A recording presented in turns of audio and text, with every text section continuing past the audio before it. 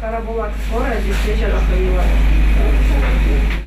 Вызов принят, бригада срочно спешит на выезд. Дедушка позвонил и пожаловался на головокружение и давление. Добраться до пункта назначения врачи планируют меньше, чем за 5 минут. С новыми автомобилями скорой помощи удалось значительно сократить ожидания врачей. Руслан Сагов более 30 лет работает водителем неотложки. Ему есть с чем сравнивать эти машины.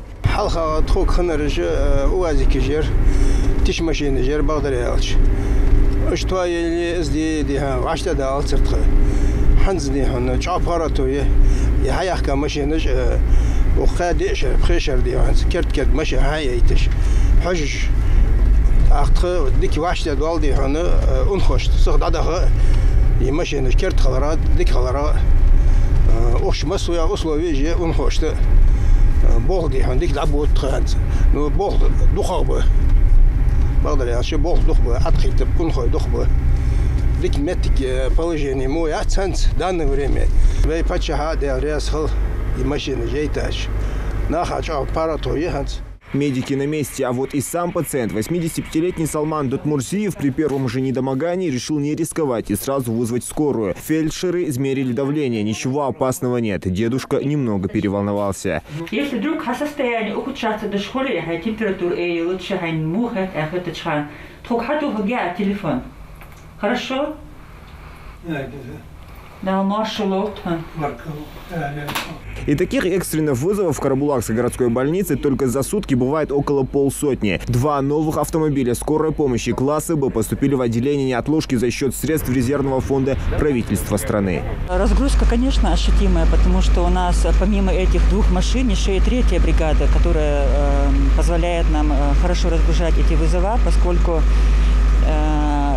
всем понятно, что у нас объем большой увеличился, и время от начала этих вызовов до адреса в разы уменьшилось. То есть менее 20 минут мы уже укладываемся при обслуживании этого вызова. Обновление автопарка проводится по поручению президента России, который он озвучил в своем послании Федеральному собранию. Машины имеют высокую проходимость и могут преодолеть любое бездорожье. Это целая мини-больница на колесах. Новенькие кареты отвечают всем необходимым медицинским требованиям. В скорых есть практически все для оказания экстренной помощи. Аппарат искусственной вентиляции легких, дефибриллятор и даже свой собственный кислородный баллон. Но и это только малая часть оснащенности машины. Наборы акушерские, детские, реанимационные, взрослые реанимационные, контейнер для хранения инфузионных растворов, штатив, соответственно, носилки спинальные, потом плащевые, они у нас находятся вот тут вот. Потом еще у нас имеется термоносилка, то есть она регулирует температуру, либо тепло, либо вот холод.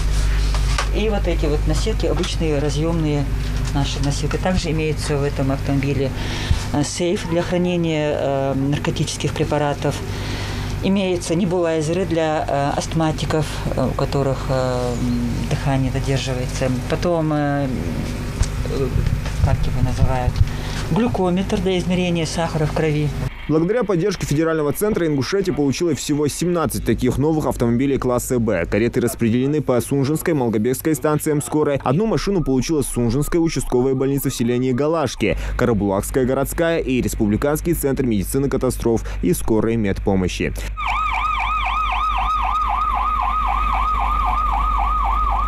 Зелимхан Калоев, Мухаммад Билакиев, Новости 24.